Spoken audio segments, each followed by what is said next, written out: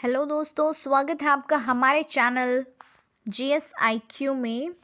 आज का हमारा टॉपिक जो है वो है foreign contribution regulation act FCRA, विदेशी अंशदान विनियमन अधिनियम FCRA।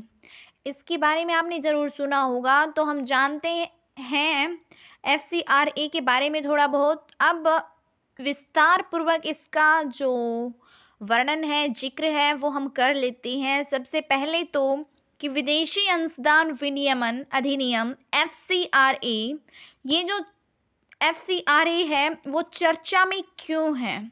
तो चर्चा में वो इसलिए है क्योंकि गृह मंत्रालय ने विदेशों से चंदा एकत्रित करने वाली गैर लाभकारी संस्थाओं, जिनको आप जानते हैं NGO के रूप में, उनको विदेशी अंशदान विनियमन अधिनियम पंजीकरण सर्टिफिकेट के लिए आवेदन करने की समय सीमा को बढ़ाकर 31 दिसंबर तक कर दिया है। ज्ञातव्य है कि विदेशी चंदा लेने के लिए NGO के पास इस प्रमाण पत्र का होना बेहद आवश्यक है। अब हम बात करते हैं FCRA की पृष्ठभूमि के बारे में। तो देखिए, भारत में वर्ष 2010 से 2019 के बीच विदेशी अंशदान का वार्षिक अंतर्प्रवाह दोगुना हो गया है, लेकिन कई अंशदान प्राप्तकर्ताओं द्वारा अंशदान का उपयोग इस उद्देश्य के लिए नहीं किया जिसके लिए उन्हें पंजीकृत किया गया था। तो इसलिए कुछ दिनों पूर्व ही केंद्रीय गृह मंत्रालय ने ऐसे 6 गैर सरकारी संगठनों का लाइसेंस निलंबित कर दिया था, जिन पर कथित रूप से धार्मिक रूपांतरण के लिए विदेशी योगदान का प्रयोग करने का आरोप था। विदेशी चंदे को भारत की आंतरिक सुरक्षा और अखंडता के समक्ष चुनौती और अस्थिरता उत्पन्न करने से रोकने हेतु विदेशी चंदे के कुशलतापूर्वक विनियमन के लिए FCRA में संशोधन किया गया, जिससे विदेशी अंशदान को प्राप्त करने वाले NGO द्वारा चंदे के उपयोग में पारदर्शिता और जवाबदेही सुनिश्चित की जा सके। FCRA के दिशा निर्देश वैश्विक वित्त निगरानी संस्था FATF के मानकों के अनुरूप है। FATF आतंकवाद के वित्त पोषण को प्रतिबंधित करने हेतु कार्यरत है।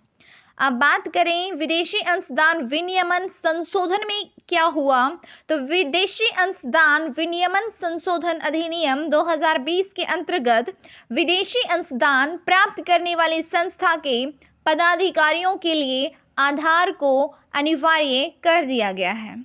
कोई भी NGO विदेशी अंशदान की 20% से अधिक राशि का इस्तेमाल प्रशासनिक खर्च पर नहीं कर सकता है। इस प्रावधान से राशि के खर्च में पारदर्शिता बढ़ेगी, क्योंकि अभी तक अधिकांश NGO अपना प्रशासनिक खर्च बढ़ाकर दिखाते थे। अब बात करें केंद्र सरकार द्वारा अधिसूचित स्टेट बैंक ऑफ इंडिया की नई दिल्ली शाखा में ही विदेशी अंशदान प्राप्त किया जा सकता है, अन्य किसी भी माध्यम से नहीं किया जा सकता है। अब बात करें FCRA से संबंधित आपत्तियां क्या क्या उत्पन्न हुई, तो सबसे पहले तो वैश्विक वित्त पर कठोर विनियमन NGO के सुचारू रूप से कार्य संचालन में बाधा उत्पन्न हो सकती है। और दूसरा, अधिनियम में राष्ट्रीय और आर्थिक हित को ध्यान में रखकर विदेशों से योगदान प्राप्ति पर प्रतिबंध लगाया गया है, किंतु राष्ट्रीय और आर्थिक हित को परिभाषित नहीं किया गया है।